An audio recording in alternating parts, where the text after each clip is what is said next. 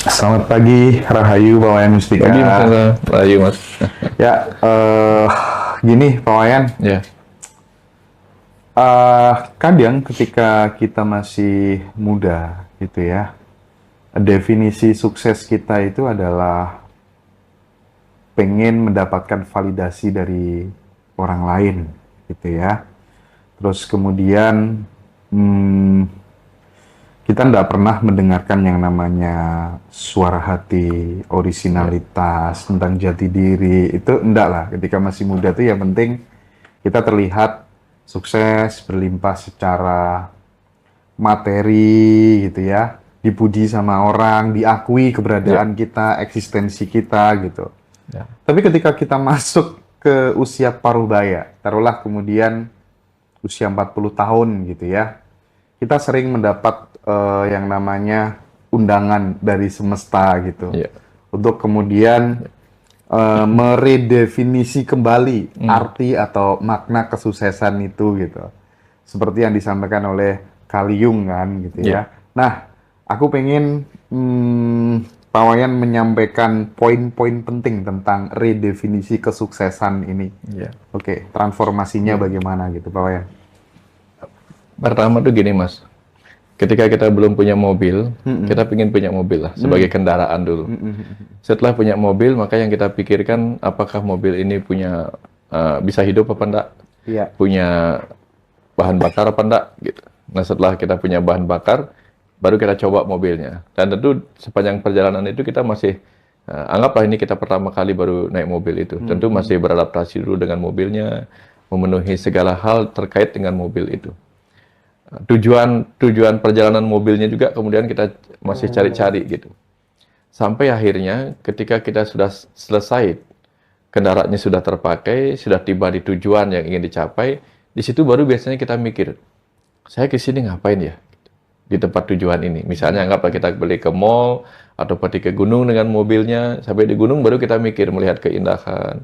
Yang saya cari ke sini apa ya? Baru mobilnya diabaikan. Nah, hal yang sama terjadi pada kita sebagai ruh di dalam tubuh ini. Pertama yang kita cari adalah saya pilih tubuh yang mana sebagai kendaraan ya. Nah, setelah dapat tubuhnya, kita sibuk dengan gimana caranya supaya tubuh saya bisa hidup seperti mobil tadi. Makannya apa, kemudian bagaimana makainya, masih sibuk di situ. Terus naik mobil ini mau kemana ya? Setelah kita sampai di tujuan yang kita sebut sukses itu, baru kemudian kita memikirkan kesuksesan yang lain, yaitu apa? Menemukan sesuatu di tempat pencarian kita. Nah, itulah sang ruh dalam tubuh ini, Mas. Begitu dia sampai dengan urusan mobilnya, sampai di titik yang dia cari, kayaknya untuk urusan mobil udah aman lah ini. Untuk urusan duniawi udah aman. Terus sebenarnya saya ngapain ya ke bumi ini? Nah, baru di situ pencarian ke dalamnya, Mas Hendra. Di situ biasanya mulai. Nah, tergantung pada kematangan rohnya. Ada roh yang bahkan sampai tua itu masih sibuk mikirin cari uang. Tapi ada roh-roh yang memang sudah matang di dalam. Oke. Dari luarnya mungkin usianya masih kanak-kanak, masih muda, tapi yang sejak kecil sudah memiliki pertanyaan, sebenarnya saya ke sini ngapain ya? Nah, saya ini siapa ya? Ya saya ini siapa? Nah, jadi orang lain sudah belum peduli bagian itu, Mas Hendra. Dia masih mengikuti apa aturan-aturan tentang kebutuhan sesuai dengan hierarkinya Maslow, Abraham Maslow. Pertama kebutuhan fisiologis, kebutuhan akan rasa nyaman, kebutuhan akan kebersamaan, cinta, ya. Yang keempat, kebutuhan akan harga diri. Yang kelima, baru aktualisasi diri. Aktualisasi diri yang di sini, Mas Hendra. Tapi bagi roh-roh yang sudah matang, dia nggak lagi urusan itu. Dia aktualisasi diri yang di dalam dulu. Jadi dia cari di dalam dulu, baru dia keluar. Kalau kebanyakan orang, itu seperti kisah Nasruddin yang mencari jarum di luar tuh, Mas Hendra. Jarumnya jatuh di dalam kamar kemarin malam, dia bingung nyari di luar. Begitu dibantuin sama orang-orang, nggak ketemu-ketemu jarumnya karena nyarinya di luar. Terus ditanya, jarumnya jatuh di mana? Jatuhnya di dalam kamar. Gitu. Tapi kenapa kamu ngajak kita nyarinya di luar? Karena di luar lebih gelap, di luar lebih terang, di dalam lebih gelap. Nah, kebanyakan orang mencari sesuatu di luar diri itu karena tampak terang. Ada harta yang terang, ada cinta yang terang, pujian-pujian itu maksudnya. Iya, iya, iya. Ada tahta yang terang. Padahal ketika kita menemukan sesuatu yang di dalam diri kita, Mas Hendra, itu ada harta berlimpah yang kita rasakan jauh sekali Mas Hendra kebahagiaannya. Keberlimpahan dalam bentuk yang Keberlimpahan lain ini. gitu ya. Ya. Yang selama ini kita definisikan hanya sebatas mobil mewah, Iya, rumah iya, mewah, iya. uang banyak gitu ya Pak ya. Iya. Ketika di dalam itu Mas Hendra, kalau sudah mencapai itu, kita merasa di dunia ini secukupnya saja. Karena apa? Di dalam itu saya orang kaya luar biasa. Kenapa orang kaya? Tubuh ini aja udah kekayaan luar biasa. Masing-masing mata udah nilainya berapa, masing-masing tangan nilainya berapa, itu kekayaan yang tak bisa diambil orang gitu. Terus ilmu pengetahuan itu kekayaan yang tak bisa dicuri pula gitu. Ketika di dalam diri kita. Belum lagi dalam kesadaran itu Mas Hendra. Seluruh semesta ini pun bagian dari milik kita gitu. Cuman kita hanya sedang ada di sini aja gitu. Makanya Carl Jung mengatakan bahwa kehidupan baru dimulai di usia 40 tahun gitu, Iya, dimana kemudian kita ada trigger untuk mulai ya, melepas yang namanya identitas-identitas palsu, topeng-topeng palsu. iya, Kita menjadi lebih peka untuk mendengarkan suara hati yang mungkin selama ini tuh apa ya, terabaikan gitu ya, iya, kita marginalkan, kita kesampingkan gitu. Tapi kan untuk fase itu Pak Wayan, iya, kita kan kadang mengalami yang namanya kegelisahan, mengalami yang namanya penderitaan. iya, Berarti kegelisahan dan penderitaan ini pintu pembuka untuk kemudian kita kembali kepada jalan iya. kesadaran itu tadi. Ya, betul Mas Hendra. Nikmatnya rasa kenyang oleh makanan itu dimulai dari rasa lapar Mas Hendra. Kalau kita nggak pernah punya rasa lapar, nggak ada keinginan makan. Nikmatnya tidur itu adalah ketika kita lelah. Nikmatnya ketenangan itu adalah ketika kita pernah dikunjungi kegelisahan. Nikmatnya kedamaian itu adalah ketika kita bosan dengan peperangan gitu. Jadi nikmatnya kesadaran itu adalah ketika kita sadar diri kita begitu lama dalam ketidaksadaran. Jadi memang semua dibuat seperti itu Mas Hendra. Hidup ini dibuat menderita supaya kita rindu pada diri kita yang menjadi sumber kebahagiaan di dalam diri ini sendiri gitu. Ya Mas, Tapi seperti itu. kenapa Pak Wayan itu harus menunggu paruh baya gitu ya, rata-rata gitu kan Iya, menjelang 40 tahun. Seperti kita tahu bahwa story-nya Kang Abu kan juga begitu iya, dulu gitu kan ya. iya, Semuanya udah bisa dapet lah ya yang dipengenin sama anak muda. iya, iya, Tapi kemudian dia merasa batinnya menjadi hampa, iya. kosong, Mm, kering gitu ya. Mulai kemudian, oh ternyata sukses itu iya, beliau pahami tidak hanya tentang pencapaian-pencapaian eksternal semata gitu iya, ya. Bukan soal sukses di satu periode tertentu, satu dekade tertentu, iya, tapi merupakan sebuah keberanian untuk kita iya. senantiasa tumbuh gitu ya, belajar dan Mm, menemukan makna di setiap apa ya, babak-babak kehidupan gitu ya, iya. Wayan. Kenapa itu kok? Ya, rata-rata kalau kita baru lahir itu kan kita masih sibuk bagaimana cara makan. Hmm. Kemudian mulai sekolah sampai SMA, rata-rata di usia 19 tahun kita tamat SMA. Baru selesai urusan belajar kehidupan. Belum prakteknya. Nah, anggaplah 11 tahun kemudian kita praktek untuk mendapatkan uang. Aha. Itu baru di usia 30 tahun, Mas Hendra. Ditambah, itu baru 11 tahun lah nyari uangnya. 10 tahun menikmati, dapat menikmati dan mencapai kepuasan dari hasil kerjanya itu, Mas Hendra. Itu kalau yang belum menikah. Kalau sudah menikah, lupa lagi, ada kebutuhan baru lagi, sehingga lupa untuk menikmatinya. Nah, rata-rata ketika orang sudah sampai di usia 40 tahun menikmati semuanya, nah di situ biasanya dia mulai mikir kenikmatan lain yang tidak dapat dicari di kehidupan ini. Baru dia mencarinya ke dalam Mas Hendra. Karena kan biasanya kalau eh, air itu, ombak di pantai itu, akan balik ke tengah lautan ketika dia sudah bertemu dengan pinggiran pantai. Balik lagi dia ke dalam. Nah, hal yang sama terjadi pada pertumbuhan kita. Begitu kita selesai tiba di puncak pencarian duniawi kita akan balik lagi ke dalam. Nah, banyak orang perginya keluar, baru dia masuk ke dalam. Tapi lihat, ketika terjadi tsunami, Mas Hendra, tsunami itu, air laut itu sampai jauh ke pinggir, jauh. Lama dia baru baliknya. Kenapa? Karena dia di tsunami rata-rata dimulai dari guncangan gempa. Mhm. Gara-gara guncangan gempa, kemudian dia air laut itu perginya jauh ke pantai. Nah, banyak orang yang di dalamnya gempa, di dalamnya terguncang oleh kemiskinan, terguncang oleh ini banyak seperti itu. Kemudian akhirnya membutuhkan waktu lama untuk melakukan pencarian keluar, Mas Hendra, keluar dari samudra dalam dirinya. Tapi kalau dia agak tenang, ombak yang tenang itu sedikit-sedikit udah balik lagi ke tengah lautan, balik lagi ke tengah lautan gitu. Nah, hal yang sama terjadi kayak gitu, Mas Hendra. Roh-roh yang lahir dalam tubuh yang sudah tenang sejak kecilnya, Iya. sudah selalu bersyukur, penuh ini, gampang balik ke dalamnya. Tapi kalau diguncang oleh kehidupan, wah, pencariannya jauh keluar gitu. Oke, Kira-kira. baik Pak Wayan, kembali Ya, ke tema tadi. Berarti memang sebelum kemudian ada panggilan untuk pulang dalam tanda kutip gitu ya, masa muda itu merupakan sebuah eksplorasi awal yang penuh betul. percobaan, penuh kesalahan gitu Ya, ya. ya, Tapi itu bukan penemuan sebuah puncak kesuksesan yang final, bukan, bukan ya? bukan. Bukan.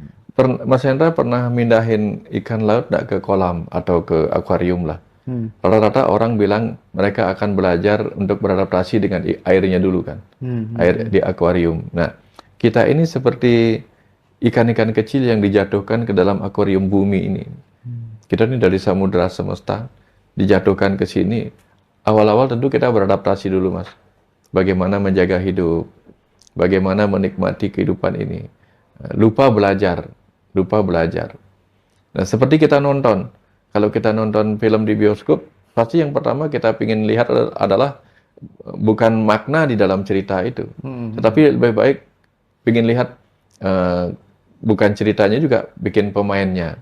Oh, kalau si ini main saya pengen nonton, apapun cerita filmnya. Tapi begitu kita masuk, berkali-kali kita nonton, baru kita mulai merenung, kayaknya ada pesan tertentu di film ini, gitu. Nah, hal yang sama terjadi di kehidupan ini, Mas. Iya, Awal-awal, iya, iya. ketika kita masuk ke dalam kehidupan ini, rata-rata kita baru menikmati apa yang ada, bukan ada apanya di kehidupan ini.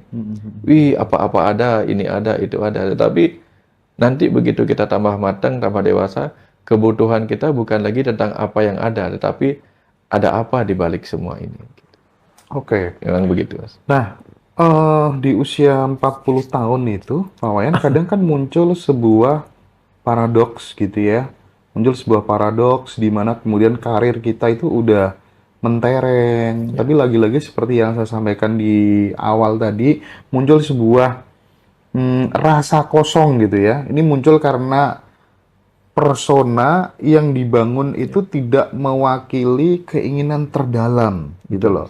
Betul. Nah, eksplorasi internalnya itu nggak tersentuh gitu. Nah, maksudku tidak tersentuh itu kan karena mungkin nggak sesuai dengan misi jiwa dan lain-lainnya. Ketika kemudian kita mengalami fase itu, Pak Wayan, dan kemudian itu tidak ada pembimbing gitu ya, tidak ada guru yang dijadikan sebagai penuntun atau rujukan, itu gimana? Apa yang harus dilakukan, Pak Wayan? Ya, pertama tentu kalau bicara tentang guru, Mas Hendra, sekarang ini kan guru berlimpah, Mas Hendra. Guru ada di Ngaji Roso, bisa lewat tontonan gitu. Jadi tuntunan itu bisa didapat lewat tontonan. Oke. Tinggal pilih tontonan mana yang mengandung tuntunan gitu. Jadi nggak harus ketemu langsung dulu gitu. Karena kita tinggal pilih-pilih dulu kan. Ya, samalah dengan kita pergi ke pergi ke mall. Nggak semua langsung bajunya dipakai, dicoba-coba. Lihat-lihat aja dulu. Lihat-lihat dulu, kemudian kalau ada tertarik, ya sudah coba dulu gitu. Nggak harus pakai nggak harus langsung belilah gitu. Ya, guru-guru sudah banyak sekali, sudah dipermudah lah kita oleh kecerdasan semesta melalui AI itu. Sehingga kita tinggal lihat-lihat dulu. Iya ya, tinggal kita pinter-pinter ngasih prompt aja kan ya. Ya, yang penting ini Mas Hendra. Yang penting kalau mau mendapatkan pencerahan itu, upayakan menemukan tuntunan dalam tontonan gitu. Kalau tontonan itu gak ada tuntunannya, tinggalkan. Jadi karena banyak juga tontonan yang sifatnya manipulatif. Ya, manipulatif dan membuat kita jadi tergantung, tapi nggak dapat apa-apa gitu. Di situ nggak dapat apa-apa. Nah, ini kan merupakan sebuah undangan dari semesta untuk kemudian kita lebih mencari ke dalam ketimbang kemudian hanya mempercantik, memperindah, merias eksternal aja, faktor eksternal aja gitu. Tapi sebagian orang mengatakan Ini nih usia 40 tahun itu disebut sebagai krisis paruh baya gitu. Atau jangan-jangan bukan krisis paruh baya, tapi itu merupakan sebuah kebangkitan secara psikologis gitu. Menurut Wayan gimana? Iya Mas Hendra, gini, kalau kita pergi ke pantai Mas Hendra ya, ke samudra gitu, dan kita ingin menikmati terumbu karangnya, nggak ada orang menyelamnya dalam jarak 1 meter dari bibir pantai. Yes, oke, oke. Agak kejauh baru dia menyelam. Hmm, hmm, Nah, sama dalam kehidupan ini. Kita memang dibuat untuk apa? Setelah agak jauh ke tengah-tengah kehidupan ini, hampir paruh baya lah, baru kita akan menyelam, baru melihat keindahan. Kalau kita hanya melihat permukaan lautan, yang kita lihat hanya ombak, yang kadang menakutkan, yang kadang apa ya, mungkin nikmat untuk peselancar. Tetapi kita tahu isi samudra penuh dengan warna-warni ikan, terumbu karang itu kalau kita menyelam. Nah, dalam kehidupan ini pun sama, Mas Hendra. Awal-awal, bagi orang lain, orang yang menyelam ke dalam samudera kehidupan ini tampak aneh. Karena mereka lebih suka menikmati kehidupan ini. Ya berselancar di sini, berselancar di sana, berselancar di mall gitu. Tapi dia nggak mau masuk lebih dalam lagi. Kalau mau masuk lebih dalam lagi, seperti orang-orang yang sudah masuk ke fase-fase pencarian ke dalam itu, hmm. dia akan menemukan sesuatu beda yang tidak bisa dilihat orang lain, kecuali orang lain ikut menyelam. Ini. Tapi kalau hanya permukaan, semua orang juga bisa ngelihatnya, Mas Hendra. Gitu. Nah, cobalah Mas Hendra sendiri kan sudah tahu guru-guru yang sudah pernah menyelam atau orang-orang yang sudah menyelami. Menyelam itu tidak harus ke tempat lain. Kalau kita menyelami dunia bisnis kita menemukan sesuatu yang luar biasa juga, Mas Hendra. Makanya saya nulis buku tentang bisnis itu sebagai golf. Golf itu artinya game of love and fun. Wow. Ya. Jadi bisnis pun harus dijadikan game of love and fun di semua hal. Mau kita Of love and fun. tugas seperti ini, mau kita seperti Mas Hendra lakukan ini pun harusnya menjadi golf, game of love and fun. Mencintai tugas ini dan menikmati pengetahuan-pengetahuan yang didapatkan gitu. Obrolan ini kita bisa nikmati gitu.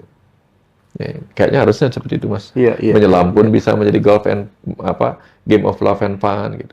Rindu untuk menemukan keberlimpahan dalam bentuk yang lain atau kemudian selesai dengan diri sendiri. Itu kayaknya frase-frase yang cukup mewakili Iya. kondisi usia mulai masuk 40 tahun gitu ya. Iya. Kita mulai berkaca lagi, kita mulai meredefinisi arti sebuah kesuksesan. Yang apa tuh namanya, ibarat mungkin pakaian gitu yang dulu mungkin udah nggak cocok gitu ya karena terlalu sempit sekarang gitu ya, Saya, makanya saya tiba-tiba ingat gini, Mas Hendra, ketika Mas Hendra bilang 40 tahun, Mas Hendra ya. 40 itu kan ada angka 4, ada angka kosong, Mas Hendra. ya Dalam ajaran sedulur papat, Mas Hendra, ajaran kandapat, dimulai dari timur. Timur itu kemudian memberi angka namanya pertiwi. Dalam urusan material namanya Pancamahabhuta, dimulai dari pertiwi, benda-benda padat. Jadi di awal itu kita menyukai benda-benda padat, makanan, benda cair, minuman, benda yang ketiga cahaya, ibarat cahaya. Kita menikmati cahaya-cahaya itu. Kemudian yang keempat yaitu udara, kita menikmati udara segar. Tapi yang terakhir di tengah-tengah diri kita, itu disebutnya akasa atau ruang kosong. Jadi pada akhirnya setelah keempat-empatnya terpenuhi, 4 itu mencapai 0. 0 itu artinya, oh sudah terpenuhi.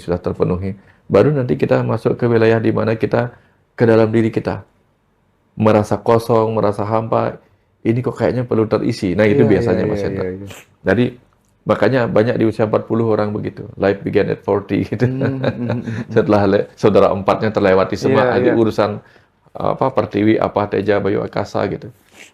Nah, lagi-lagi ketika kemudian kita udah mengalami transisi, masa transisi itu Pak Wayan, kita menjadi lebih apa ya, punya semacam kayak kebijaksanaan untuk menggantikan sebuah ambisi yang kosong, kedamaian untuk menggantikan pencapaian yang semu. Pokoknya yang kita anggap sebagai kebenaran di masa lalu itu seolah-olah tergerus dengan kita mengalami kelahiran kedua gitu ya, nggak sih kira-kira? Persis Mas Hendra. Nah, makanya dalam ajaran orang Bali, orang suci itu disebut mengalami kelahiran kedua. kelahiran kedua itu disebut Dwi Jati. Dwi Jati atau kelahiran kedua itu ditandai oleh mereka lahir dari rahim pengetahuan. Makanya orang-orang yang sudah selesai dengan urusan duniawi mulai belajar mengenal dirinya. Jadi ketika dia belajar mengenal dirinya, maka dia menemukan pengetahuan-pengetahuan tentang dirinya. Begitu dia tercukupi pengetahuan tentang dirinya, dia terlahir kembali sebagai diri yang lain. Diri yang bisa melihat dirinya yang Nah, selama ini terbiasa dia iya, pakai. iya, Gitu. iya, iya, iya. Oh, ternyata aku yang di dalam ini jauh melebihi apa yang aku di luar ini. Gitu. Contohnya gini Mas Hendra, ada orang kaya raya. Pertama dia akan pakai mobil BMW, mobil Mercy, untuk membuktikan bahwa dia orang kaya. Tapi setelah dia mengenal dirinya, orang-orang mengenalnya sebagai orang kaya, dia mau keluar dari bemo roda 3 pun, dari becak pun orang sudah tahu Betul. dia orang kaya. Gitu. Jadi bukan lagi apa yang ada di luar yang menunjukkan dia seperti apa gitu. Nah, sama dengan orang yang sudah suci, dia tidak menunjukkan apa yang di luar. Kadang orang suci yang sebenarnya itu pakaiannya biasa-biasa, bisa kayak petani, bisa kayak tukang beca, Iya, bisa iya. kayak tukang sapu jalanan, tetapi batinnya suci Mas Hendra. Ketahuan dari cara dia memperlakukan kehidupan gitu. Bukan dari apa yang tampak dari luar Mas Hendra. Iya, tidak hanya urusan casing aja ya, Bukan, bahkan bukan. orang Ya, kalau dengan tingkat kedalaman dia memahami Islam secara lebih mendalam, justru dia ya, berusaha untuk menyembunyikan kemuslimannya, keislamannya gitu ya, ya. Tidak pengen diketahui banyak orang gitu ya. ya, menyembunyi. Bahkan aku tuh banyak ya ketemu sahabat-sahabat gitu yang menurutku dia udah selesai dengan dirinya sendiri gitu. Kalau dia mau traktir teman-temannya itu bahkan sembunyi-sembunyi gitu, Mbak. Tahu-tahu sudah dibayarin. Oh iya, kasbon dulu ya.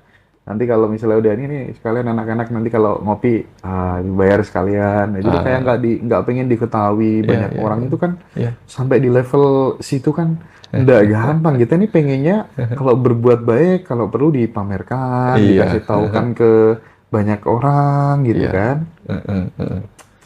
Saya punya kumpulan teman-teman yang saya sering ajak ngobrol di pantai, Mas Hendra. Ya, nama grup kita itu grup Kampus Bangsal. Kampus Bangsal. Bangsal itu Apa artinya tuh Bangsal? armada nelayan di situ. Oke. Nah, di sana itu kita bisa saling gini, Mas Hendra, saling ngotot bayarin. Royoan bayarin gitu ya, traktir Ngotot gitu ya. bayarin teman. Iya, iya, iya. Gitu lah.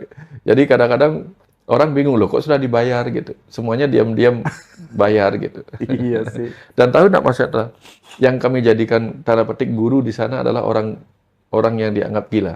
Oke. Karena di balik kegilaannya itu dia orang yang tidak terlalu peduli dengan hal-hal yang tidak penting gitu. Di balik itu. Jadi kita suka bercanda-bercanda bahwa di sini guru kita adalah orang yang kita anggap nggak waras gitu. Ya.